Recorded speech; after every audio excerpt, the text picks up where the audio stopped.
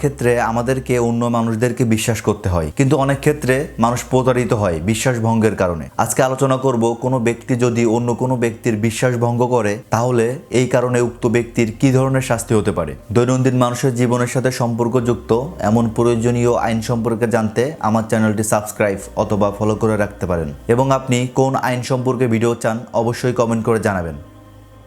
দণ্ডবিধি 1860 সালের 405 নং ধারায় অপরাধমূলক বিশ্বাসভঙ্গের সংজ্ঞা সম্পর্কে আলোচনা করা হয়েছে। এখানে বলা হয়েছে, যদি কোনো ব্যক্তি কোনো প্রকার সম্পত্তি বা সম্পত্তির উপর অধিপত্যের ভারপ্রাপ্ত হয়ে উক্ত সম্পত্তি অসাধুভাবে আত্মসাৎ করে বা তার নিজের ব্যবহারে পরিণত করে বা পরোক্ষ কোনো আইনগত চুক্তি অমান্য করে অসাধুভাবে উক্ত সম্পত্তি ব্যবহার করে বা ইচ্ছাকৃতভাবে অন্য কোনো ব্যক্তিকে সম্পত্তি আত্মসাৎ করতে অনুমতি প্রদান করে, তাহলে উক্ত ব্যক্তি অপরাধমূলক বিশ্বাসভঙ্গ করেছে বলে গণ্য হবে। আর এই অপরাধের জন্য 406 ধারা অনুসারে উক্ত ব্যক্তির শাস্তি হবে যে কোনো মেয়াদের কারাদণ্ড, যার মেয়াদ 3 বছর পর্যন্ত হতে পারে, বা অর্থদণ্ড বা উভয়দণ্ড।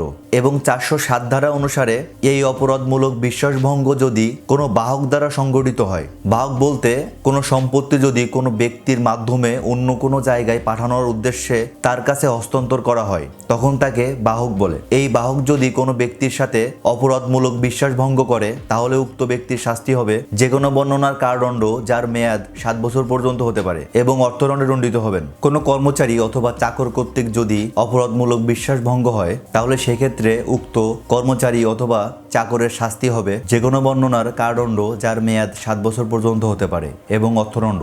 এবং 409 নং ধারা অনুসারে অপরাধমূলক বিশ্বাসভঙ্গ যদি সরকারি কর্মচারী, ব্যাংকার বা বণিক অর্থাৎ ব্যবসায়ী, অ্যাটর্নি বা এজেন্ট দ্বারা সংগঠিত হয়, তাহলে এই অপরাধমূলক বিশ্বাসভঙ্গের কারণে উক্ত ব্যক্তির শাস্তি হবে যাবজ্জীবন কারাদণ্ড বা যে কোনো বর্ণনার কারাদণ্ড, যার মেয়াদ 10 বছর পর্যন্ত হতে পারে, এবং একই সাথে তিনি অর্থদণ্ডেও দণ্ডিত হবেন। তাই আমাদের উচিত এমন অপরাধমূলক বিশ্বাসভঙ্গ হতে নিজেকে দূরে রাখা।